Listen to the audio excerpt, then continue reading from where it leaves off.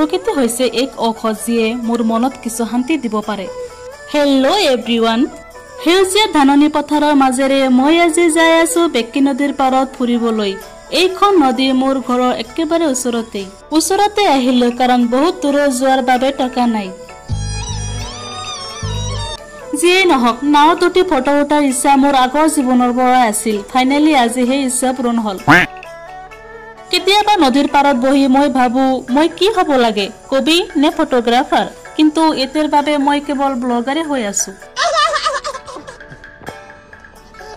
ভণ্টিয়ে কৈ আছিল পানীৰ লগত অলপ খেলিবলৈ যাতে তাই মোৰ এটা ভাল ফটো তুলিব পাৰে। মই ক'লো যা, পানীৰ লগত খেলাৰ বয়স নেকি মোৰ বয়স হৈছে পানীৰে হাত ধোৱা।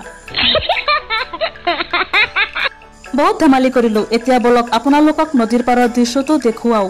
ভিডিঅ'টো ভাল লাগিলে শ্বেয়াৰ কৰিব। ধন্যবাদ।